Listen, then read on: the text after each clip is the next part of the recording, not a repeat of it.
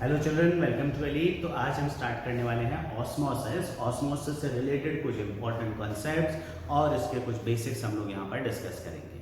And before moving ahead, if you have not subscribe to our channel, do subscribe to the channel for upcoming videos. And one more thing, you can also now find us on Instagram, search by Elite Center of Education. तो let us start with what is osmosis. देखो, osmosis से पहले हम दो चीजें पढ़े। Solution क्या होता है? सॉल्यूशन बना होता है दो चीजों से, सॉल्यूट और सॉल्वेंट। अब सॉल्यूट मतलब वो सब्सटेंस होता है जिसको डिसॉल्व किया जा रहा है, और सॉल्वेंट वो होता है जिसमें किसी सॉल्यूट को डिसॉल्व करते हैं।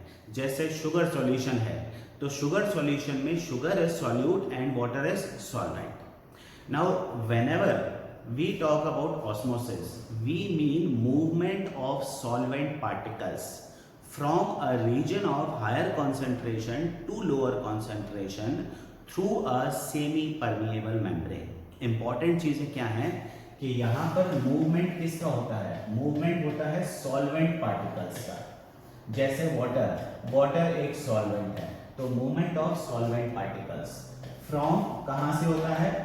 From region of higher concentration, मतलब जहां पर पानी ज्यादा होगा, to region of lower concentration, जहां पर पानी कम है। And thirdly, it is through a semi permeable membrane. ये किसके थ्रू होता है? ये सेमी परमिएबल मेम्ब्रेन के थ्रू होता है।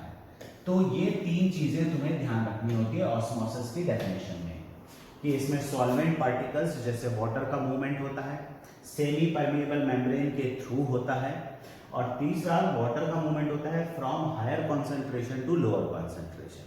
अब ये हायर कॉन्सेंट्रेशन लोअर कॉन्सेंट्रेशन का मतलब क्या है? हायर कॉन्सेंट्रेशन का मतलब है कि भाई जहां पर वाटर का कॉन्सेंट्रेशन ज्यादा हो और सॉल्यूट का कॉन्सेंट्रेशन कम हो, तो वो हायर कॉन्सेंट्रेशन ऑफ सॉल्वेंट बोला जाएगा। जैसे एग्जाम्पल देख लें, यहाँ समझ लें। ये एक बीकर है जिसमें हमने भी एक पार्टीशन वॉल बना ली एक सेमी परमिएबल मेम्ब्रेन के थ्रू। ये हमने सेमी परमिएबल मेम्ब्रेन हमने बीच में लगा दी। यहाँ पर इसमें हमारे पास दो अलग अलग सॉल्यूशन है। इस सॉल्यूशन में जैसा कि दिख रहा है कि सॉल्यूट के पार्टिकल्स बहुत ज्यादा हैं और इसमें सॉल्वेंट के पार्टिकल्स ज्यादा हैं। तो तुम्हें ये देखना होता है कि सॉल्वेंट का हायर कॉन्सेंट्रेशन कहाँ है, सॉल्वेंट के ज्यादा पार्टिकल्स किस जगह पर हैं। इसमें है सॉल्वेंट के ज्यादा पार्टिकल्स, ये जो स्मॉल सर्कल्स दिखा रखे हैं ये सारे सॉल्यूट के पार्टिकल्स हैं, है ना, और जो वाटरी सब्सटेंस है वो सॉल्वेंट है। तो ये सॉल्यूट के कॉन्सेंट्रेशन इसमें ज्यादा है और सॉल्वेंट का कॉन्सेंट्रेशन इसमें ज्यादा है। तो सॉल्वेंट का कॉन्सेंट्रेशन इसमें है, तो इसको हम बोलेंगे हायर कॉन्सेंट्रेशन। नाउ इसमें सॉल्वेंट का हायर कॉन्सेंट्रेशन है, इसमें सॉल्वेंट का कॉन्सेंट्रेशन कम है। So this water will start moving from higher concentration to lower concentration. इसको lower concentration इसलिए कह रहे हैं क्योंकि इसमें solvent का concentration कम है, water का जो concentration है वो कम है। थोड़ी देर में क्या होगा, इसमें से solvent move करके उसमें चला जाएगा, जब तक दोनों का concentration equal नहीं हो जाता ये तब तक वहां move करता रहेगा। इस तरह का सॉल्वेंट पार्टिकल्स का जो मूवमेंट होता है उसे हम कहते हैं osmosis. That is called osmosis.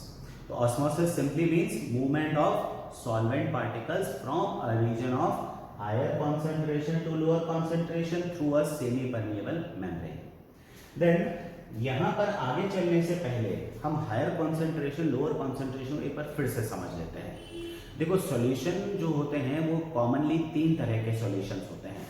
पहला होता है आइसोटोनिक सॉल्यूशन। आइसोटोनिक सॉल्यूशन वो होते हैं जिसमें सॉल्यूट और सॉल्वेंट दोनों का कंसंट्रेशन, मतलब यहां पर हम मान के चल रहे हैं ऑलमोस्ट इक्वल है। तो यहां पर तुम देख रहे हो सॉल्वेंट के ये जो बड़े वाले सर्कल्स हैं वो सॉल्वेंट के पार्टिकल्स हैं और छोटे वाले जो हैं वो सॉल्यूट के पार्टिकल्स हैं। तो ये आइसोटोनिक सॉल्यूशन है जिसमें दोनों का कॉन्सेंट्रेशन इक्वल है। तो जब दोनों का कॉन्सेंट्रेशन इक्वल हो तो वो आइसोटोनिक सॉल्यूशन होता है। दूसरे होते हैं हाइपरटोनिक सॉल्यूशन, जिसमें सॉल्वेंट का कॉन्सेंट्रेशन बहुत ही कम होता है, सॉल्यूट का कॉन्सेंट्रेशन बहुत ज्यादा होता है। जैसे extreme salty water. Extreme salty water का मतलब थोड़े से पानी में तुमने बहुत सारा सॉल्ट डिसॉल्व कर लिया, तो पानी तो कम है, सॉल्ट बहुत ज्यादा है, तो उसको क्या बोलेंगे? हाइपरटोनिक सॉल्यूशन बोलेंगे। तीसरा होता है हाइपोटोनिक सॉल्यूशन। हाइपोटोनिक सॉल्यूशन वो होता है जिसमें सॉल्वेंट का कॉन्सेंट्रेशन बहुत हाई होता है पर सॉल्यूट का कॉन्सेंट्रेशन बहुत ही कम होता है, उसे हम हाइपोटोनिक सॉल्यूशन कहते हैं। जैसे अगर सपोज करो यू हैव टेकन से 1 किलोग्राम ऑफ वाटर और उसमें तुमने जरासी से 50 ग्राम शुगर डिजोल्व कर दी, 20 ग्राम शुगर डिजोल्व कर दी, तो वो हाइपोटोनिक सॉल्यूशन हुआ, क्योंकि इसमें तुमने क्या किया, थोड़ा सा सॉल्यूट डिजोल्व किया है, तो वो हाइपोटोनिक सॉल्यूशन के जैसा होगा।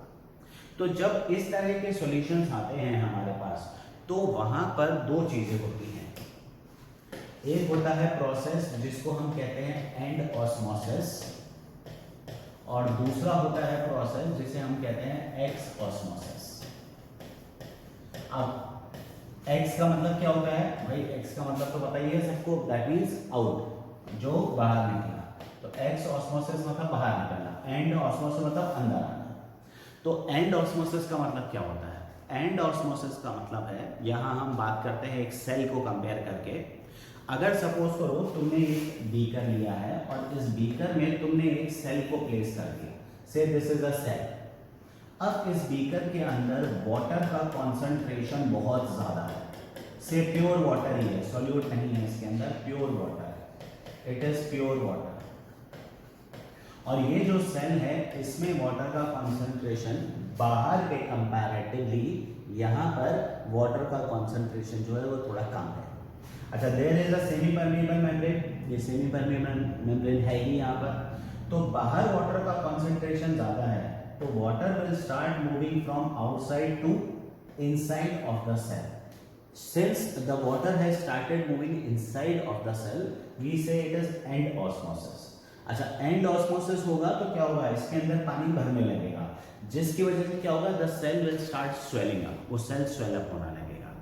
सिमिलर टू जैसे हम लोग क्या करें, रात को सोते समय अगर हम रेजिन्स रख देते हैं वाटर के अंदर, तो वो रेजिन्स जब हम सुबह देखते हैं तो वो रेजिन्स स्वेल अप हो चुकी होती हैं। तो उसमें भी क्या हो रहा है, एंड ऑस्मोसिस हो रहा है। Water is moving from higher concentration to lower concentration, वो एंड ऑस्मोसिस हो रहा है। एक्स ऑस्मोसिस में जस्ट इसका ऑपोजिट होता है। अब सपोज करो एक्स ऑस्मोसिस में सपोज यही जो तुमने स्वोलन अप सेल था, सेल स्वेल अप हो चुका है। क्यों हो चुका है? क्योंकि इसमें बहुत सारा पानी अंदर चला गया है। अब ये पानी अंदर चला गया है तो सेल में स्वेलिंग हो गई है, और अब सेल के अंदर वाटर का कॉन्सेंट्रेशन है बहुत हाई। तो तुम क्या करोगे, अब एक और सॉल्यूशन ले लो, ये हमने दूसरा सॉल्यूशन लिया, इसमें सपोज करो इस सॉल्यूशन में तुमने बहुत सारी शुगर डिसॉल्व कर रखी है, you have dissolved lot of sugar in this solution. इससे ये शुगर है, दिस इज शुगर ना, ये शुगर डिसॉल्व कर रखी है। नाउ ये जो सॉल्यूशन है जिसमें बहुत सारा सॉल्यूट डिसॉल्व है, ये कौन सा सॉल्यूशन माना जाएगा? This solution will be considered as hypertonic solution. ये हाइपोटोनिक सॉल्यूशन था, दिस वाज हाइपोटोनिक सॉल्यूशन, ये हाइपरटोनिक सॉल्यूशन है। अभी हमने डिस्कस किया ना, देखो हाइपरटोनिक सॉल्यूशन वो होता है जिसमें सॉल्यूट बहुत ज्यादा हो, सॉल्वेंट कम हो, तो ये हाइपरटोनिक सॉल्यूशन है। अब क्या है, अंदर सेल जो है उसके अंदर तो खूब सारा पानी है, यही वाला सेल उठाया अभी हमने पानी जाने के बाद, इसके अंदर तो lot, it contains lot of water, और बाहर जो है वाटर का कॉन्सेंट्रेशन है कम। So what will happen? This water will now start moving out of the cell.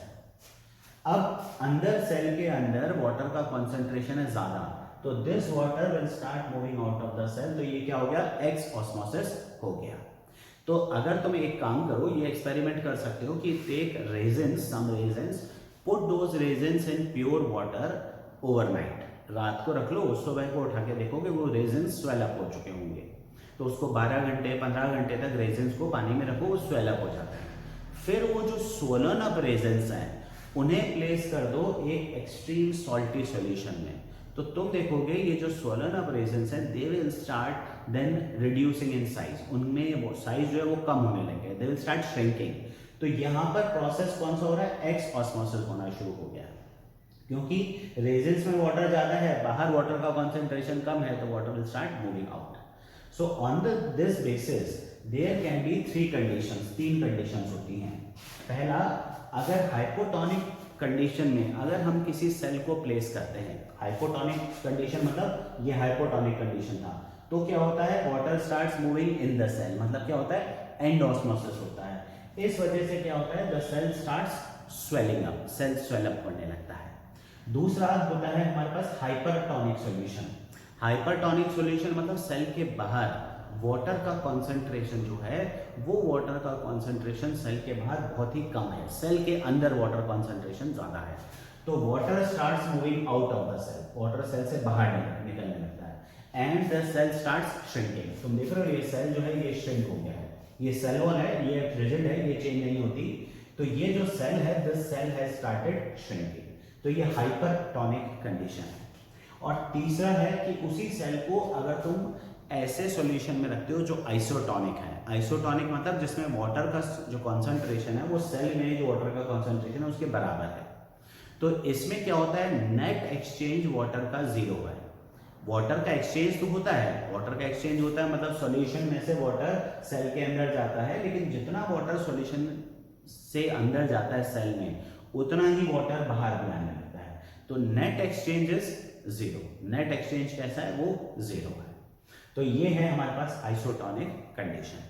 So there can be 3 cases, ये 3 केसेस हो सकते हैं, हाइपोटोनिक, हाइपरटोनिक और आइसोटोनिक। जब भी तुम किसी भी सेल को किसी मीडियम में प्लेस करते हो तो some one of these things will occur, या तो अगर वो हाइपोटोनिक सॉल्यूशन में रखा है तुमने तो सेल में स्वेलिंग होगी, ठीक है, और आइसोटोनिक में है तो वो सेल में क्या होगा, सेल में कोई शेप में चेंज नहीं होगा क्योंकि सेम कॉन्सेंट्रेशन है, और हाइपर में सेल की श्रिंकिंग होगी। So now there is one question from my side.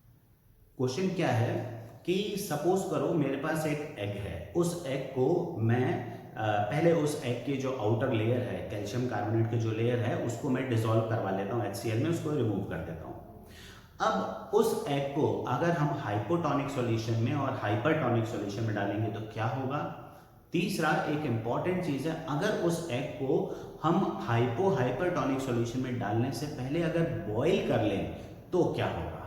तो इस पर थोड़ा सा सोचना कि बॉइलिंग से क्या इफेक्ट आ सकता है, ठीक है। Right your answers in the comment box, जो भी आंसर सही होंगे उन आंसर्स पे मैं अपना कमेंट